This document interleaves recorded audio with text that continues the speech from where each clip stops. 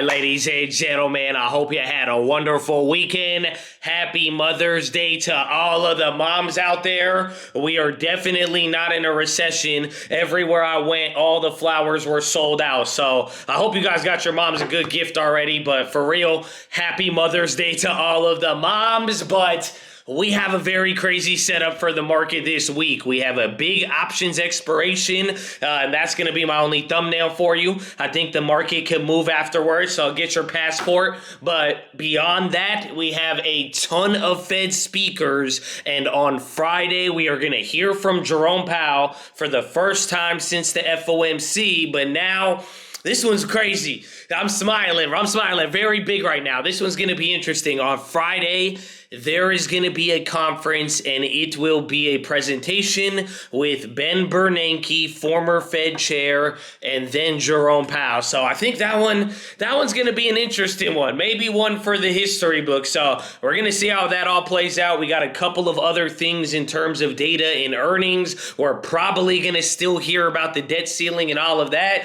but beyond that, it's a pretty simple week, and all of it is going to boil down to the Fed, and I even have some plays with it. So Chad, I hope you're ready, but like I said, it's Sunday, it's Mother's Day. Happy Mother's Day, but it's Sunday, tomorrow is Monday. This is the random account generator. We need your help. What we need you to do on this watch list is post a random option trade, keep it below $100, post the strike price, expiration date, all of that good stuff, and tomorrow morning we are going to do a random comment picker and pick it. We had a couple of hits, I forgot to sell them out, so this account should be higher. That's my fault.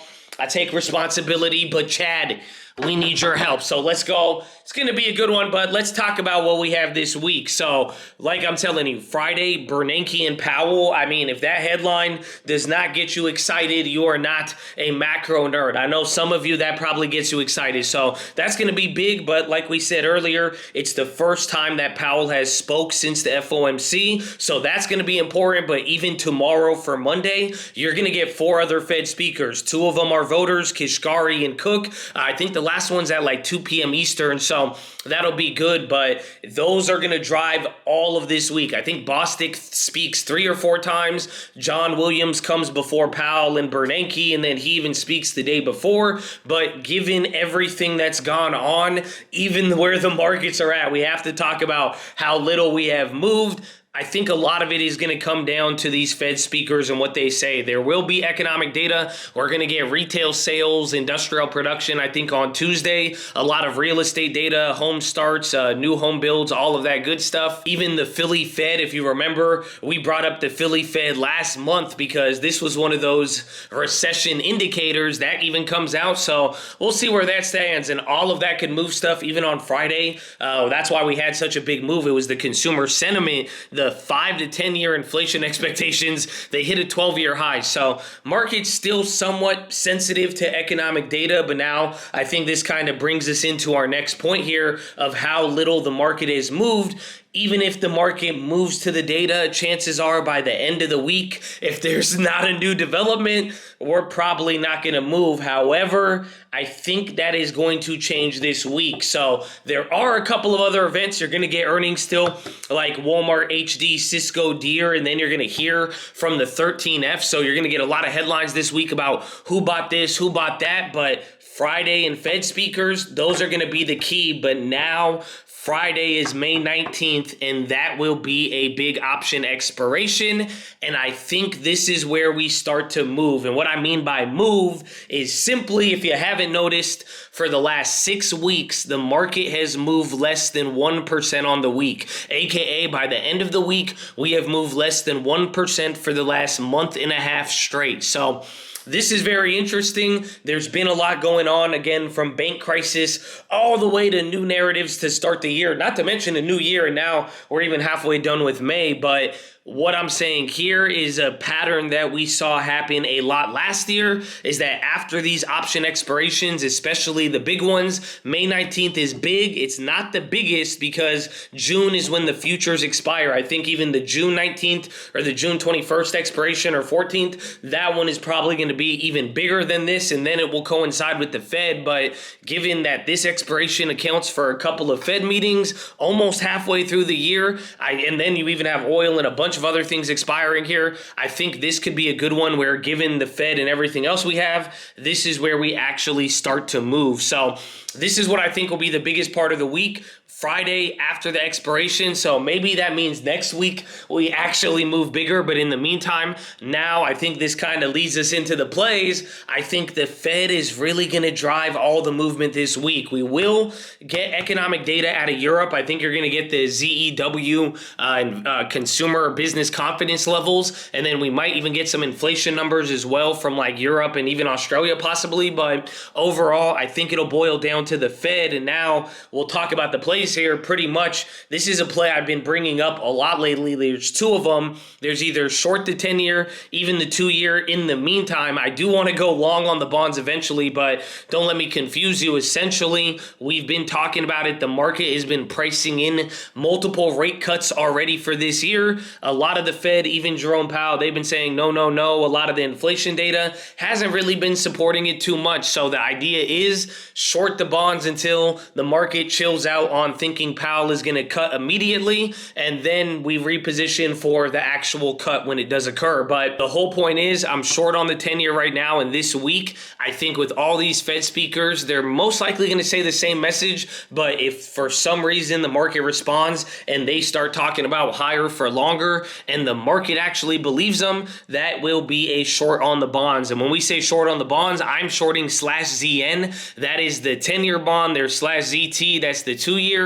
I think /ZB is the ultra long, like the 30-year, but then you also have ETFs. IEF is for the 10-year. TLT, that is for the ultras, the 30-year plus. SHI, that is for the 2-year plus. And then there's even like TBT, TMV, and these are all of the ETFs, the multiple levered or the inverse leverage ETFs that you could trade the bonds. These are all the ways to go about it, but pretty much anything, if the market does respond to higher for longer, short bonds, higher yields. If somehow anybody on the Fed starts communicating that, well, we like the data, and if any of the data this week too even supports it, and somehow the market gets the idea that no, the Fed will be pausing definitely or cutting soon, then you're going to want to buy the bonds. Or quite simply, if any calamity strikes, even on Friday we had bad news out of the banks, or at least PACW, we're not over with the regional banking crisis yet, so that could be something that moves it. But if there's either fear or people really believe that the markets are going to cut, or the Fed speakers want to give that message, then the bonds will be going down. I think that is going to be